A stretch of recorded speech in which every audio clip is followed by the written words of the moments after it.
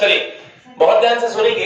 आज का ये हमारा बहुत ही ज्यादा महत्वपूर्ण टॉपिक, जैसा कि आप व्हाइट बोर्ड में देख भी पा रहे हैं, मध्य प्रदेश में स्वास्थ्य, यानी हमारे मध्य प्रदेश में स्वास्थ्य की क्या सुविधाएं हैं और साथ ही साथ मध्य प्रदेश में इन स्वास्थ्य से संबंधित कौन कौन सी योजनाएं हमारे मुख्यमंत्री के द्वारा चलाई जा रही है हमारे मध्य प्रदेश के अंदर। तो चलिए एक एक करके इन योजनाओं को पढ़ना चालू करते हैं। तो मध्य प्रदेश में स्वास्थ्य योजनाओं को हम पढ़ेंगे। मध्य प्रदेश में किसको पढ़ेंगे? स्वास्थ्य योजनाओं को हम पढ़ेंगे। तो सबसे पहले यदि बात करी जाए तो मध्य प्रदेश में स्वास्थ्य योजनाओं को तो हम देखेंगे कि बच्चों से संबंधित योजनाएं, दूसरा हम देखेंगे महिलाओं से संबंधित योजनाएं और तीसरा हम अन्य योजनाओं को भी पढ़ेंगे। तो एक एक करके हम इन सभी योजनाओं के बारे में जानेंगे, इनमें क्या यह योजना कब इस्टेब्लिश हुई, साथ ही साथ इन योजनाओं से हमको क्या लाभ है आपको यह भी पता चलेगा। एग्जाम के पॉइंट ऑफ व्यू से तो ये इंपॉर्टेंट है ही है ये टॉपिक। साथ ही साथ यदि हम बात करें तो यह आपके जानकारी का भी विषय है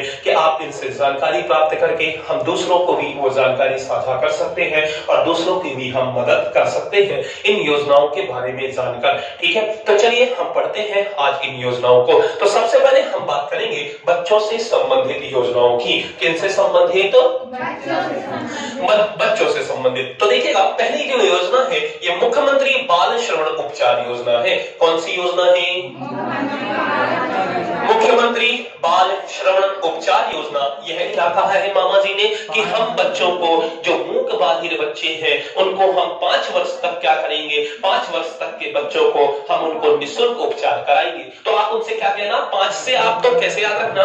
5 से 5 याद रखना, यानी 15 याद आ जाएगा। और ऐसा नहीं भी करना है तो ऐसे याद कर लेना कि 5 वर्ष तक नहीं, हमको मामा जी 15 वर्ष कर दीजिए और 5 से 15 हो जाएगा। और सन 2015 में ये योजना चालू हुई जिसमें मूक बधिर बच्चों को इसमें क्या दिया जाएगा? बच्चों को निःशुल्क उपचार दिया जाएगा। मुख्यमंत्री बाल हृदय योजना। बाल हृदय योजना कब चालू हुई है? 11 में। कैसे याद किया आपने कि जो हृदय की धड़कन है, तो मामा जी का कहना है, यानी मुखिया जी का कहना है कि हम मध्य प्रदेश के एक एक बच्चों के दिल की धड़कन को क्या करेंगे? ऐसे बचाने की कोशिश करेंगे, यानी एक एक की धड़कन को। तो एक एक से सन 2011 याद रखिएगा और धड़कन से, हृदय रोग से पीड़ित बच्चों को उपचार किया जाएगा। बात करें राष्ट्रीय बाल स्वास्थ्य कार्यक्रम की, तो बालकों के स्वास्थ्य के लिए आपने मामा जी कहते हैं कि मैं तेरे साथ हूं भांजे और भांजियों, यानी भांजे और भाजियों मैं तेरे साथ हूं। 18 वर्ष तक आपको स्वास्थ्य का परीक्षण कराया जाएगा आंगनबाड़ी के अंदर। तो आप इस तरह याद रखिएगा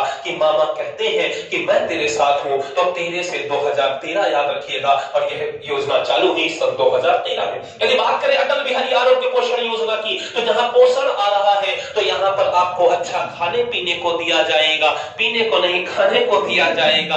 जब आप अच्छा खाएंगे तो आप में 10 का दम होगा, यानी जब भी तो आप दमखम दिखा पाएंगे। तो मामा जी ने आपके लिए यहाँ तक सोचा है कि आपको कुपोषण से पीड़ित नहीं होने देंगे, आपको अच्छा पोषण देंगे, तभी आप राज्य में 10 का दम दिखाइएगा और 10 के दम से 10 याद आएगा। और 2010 में ये योजना चालू हुई। ठीक है, तो इस तरह आपने बच्चों से संबंधित योजनाओं को पढ़ा। चलिए और आगे बढ़ते हैं, अब हम महिलाओं से संबंधित योजनाओं को पढ़ते हैं कि मामा जी ने महिलाओं के लिए क्या क्या सुविधाएं दी हैं। ठीक है, तो मामा जी की महिलाओं से संबंधित सुविधाओं को देखिएगा तो उन्होंने सबसे पहले मंगल दिवस बनाया। कौन सा दिवस बनाया? मंगल दिवस। यह योजना ये कहती है कि आंगनबाड़ी केंद्रों में गर्भवती महिलाओं को आयरन फॉलिक मोहर, नारियल, सिंदूर, चूड़िया, यानी काजल, तो ये सब सुविधाएं दी जाएंगी। यानी मंगल दिवस बनाया जाएगा। मंगल मतलब खुशियों का दिवस बनाया जाएगा और आपको साक श्रृंगार कराए जाएंगे। तो देखिए चूड़िया हो, चाहे बिंदी हो, चाहे महाउर हो, चाहे काजल हो, सब सुविधाएं दी जा रही है मामा जी की ओर से। मतलब आपको साक श्रृंगार कराए जा रहे हैं। ऐसा नहीं बोलते हैं, क्या बोलते हैं महिलाएं उनको? 16 श्रृंगार, है ना। और क्या बोलते हैं? तो यहाँ पर बाबा जी कितने श्रृंगार आपको दे रहे हैं? 7। कितने श्रृंगार? 7। ठीक है, तो 7 श्रृंगार से आपको यहाँ पर सुविधाएं दी जा रही हैं। तो ये सुविधाएं भी लिखी हुई हैं। तो आप याद रखिएगा कि मंगल दिवस यानी खुशियों का दिवस होगा। और दिवस से मतलब याद रखिएगा दिन कितने होते हैं? 7। हफ्ते में कितने दिन होते हैं? 7। ऐसे भी आप याद रख सकते हैं कि मंगल यानी खुशियों का दिन और मामा जी ने आपको 7 दिन दे दिए खुशियों के। तो 7 से 2007 याद रखिएगा। ऐसे भी याद रख सकते हैं। कैसे याद रखेंगे कि दिवस लगा है और दिवस कितने होते हैं? एक हफ्ते में 7 दिन होते हैं, इसलिए 2007 से ये योजना चालू हो गई। और मामा जी ने आपको कितने दिन के लिए खुशियां दी है 7 दिन के लिए। हर हफ्ते में 7 दिन आप खुश रहिए, तो मंगल दिवस मनाइए और 2007 को याद रखिएगा, यह योजना 2007 में चालू हुई। बात करें जी जननी सुरक्षा की, तो जननी सुरक्षा सन 2006 से चालू हुई। यहाँ पर माताओं के लिए मां ही होती है जननी, इस बात को याद रखिएगा। और संस्थागत प्रसव की सुविधा में 6000 की राशि दी जाएगी। और मामा जी ने कहा कि माओं का बड़ा ध्यान रखा जाएगा, और जब उनमें प्रसव होने की बारी आएगी तो उनमें हम 6000 रुपए देंगे। कितना रुपए देंगे? 6000। और 6000 जब दिया है, इसलिए योजना भी कब लागू कर दी? 2006 में लागू कर दी। तो आप सबको पता ही होगा, यहाँ पर 6000 की राशि दी जाती है, और जब 6000 रुपया दिया जाएगा तो सन 2006 में ही दिया जाएगा। तो 2006 से यह सुविधा चालू की गई, जननी सुरक्षा सुविधा, जननी सुरक्षा, यह योजना याद रहेगा सबको। चलिए और आगे बढ़ते हैं। आयुष्मती योजना, आयुष्मती योजना सन 1991 में चालू हो गई। गरीबी रेखा के नीचे वाली महिलाओं को चिकित्सा की सुविधा क्या कराना? उपलब्ध कराना, यानी प्रदान कराना। ठीक है, तो इसमें क्या है ये योजना? आयुष्मान योजना।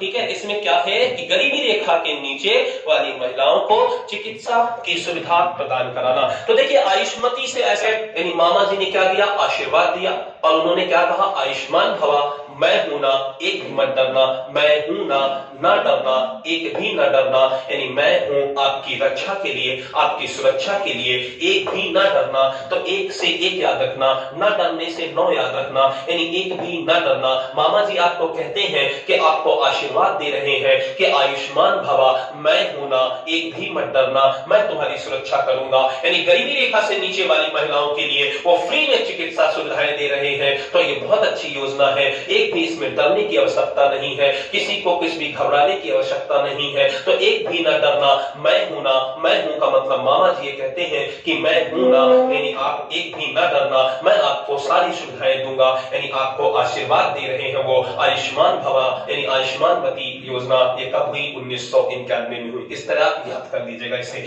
आशा, यह आशा योजना, यह आशा कार्यकर्ता आप जानते हैं सन 2005, इसमें क्या है? प्रसव सेवा में मदद प्रदान करना। ठीक है, तो ये देखिए एग्जाम देखते हैं कि जब मां प्रसव में होती है तो बड़ा दर्द होता है, बड़ा ये कष्टदायी होता है, तो तब उस समय उनको एक आशा की किरण नजर आती है, और वो आशा कौन होती है? आशा कार्यकर्ता ही होती है। तब मां कहती है कि हम पचिंके को मदद करी, क्योंकि आशा से ही उसको आशा होती है, तो वो कहती है मां कि हम पचिंके को मदद करी। और ये बघेली भाषा में भी बात करें तो हम पचिंके को मदद करी, और 25 से 5 याद रखिएगा, क्योंकि हम इस बोलचाल की भाषा में ऐसा कहते हैं कि हम पचिंके और को मदद करी, इतनी दर्द में, इतना दर्द में, तो आशा का ही काम है मदद करने का। तो याद रखिए, ये आशा जो यह योजना है सन 2005 में लागू हुई। तो इस तरह आप इसको याद रखिएगा कि हम पचिंके को मदद करी, तो मदद कौन करेगा? आशा करेगी। कौन करेगी? आशा। तो 25 से 5 याद रखिएगा। तो इस तरह 2005 में यह योजना प्रारंभ हुई, याद रहेगा सबको।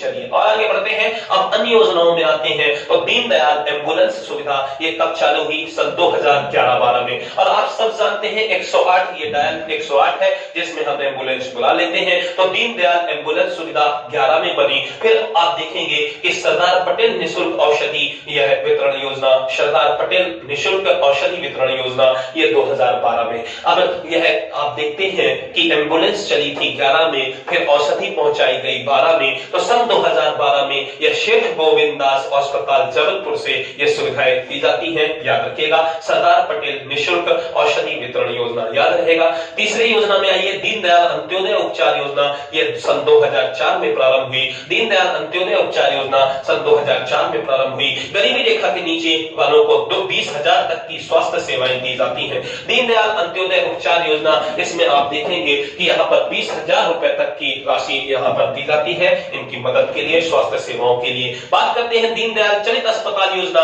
यहाँ 2006 में चालू हुई, और चलित से चलना याद रखिएगा। और दीनदयाल चलित यह योजना जो है यह एग्जाम में पूछी जा सकती है कि आदिवासी दूर दराज क्षेत्रों में स्वास्थ्य सेवाएं पहुंचाने का कार्य इसमें होता है। और यहाँ पर आप ऐसे याद रखिएगा कि दीनदयाल साहब ने ये योजना चला दी और उन्होंने कहा कि आदिवासियों के लिए उन्होंने कहा क्या कहा कि 6 कदम में तुम्हारे लिए अस्पताल बनाएंगे और 6 कदम चल के तुम क्या कर पहुंच जाना, यहाँ पर स्वास्थ्य सेवाएं ले लेना। तो दीनदयाल चरित्र से चलना याद रखना, और सिर्फ कितना चलना, 6 कदम चलना, जिससे तुमको क्या मिल जाए, आदिवासियों की ये स्वास्थ्य की सुविधाएं मिल जाए। तो 6 से 2006 याद रखिएगा, और यहाँ पर चलने से चलकर 2006 में पहुंचेंगे, यानी 6 कदम चलिएगा, जिससे आपको आदिवासियों को लिए जो दूर दराज रहते हैं उनके लिए स्वास्थ्य की सुविधाएं हम उनको सुविधा यानी मुहैया करा सके, स्वास्थ्य की सेवाएं उन तक पहुंचा सके। तो याद रहेगा ये, ठीक है। तो इस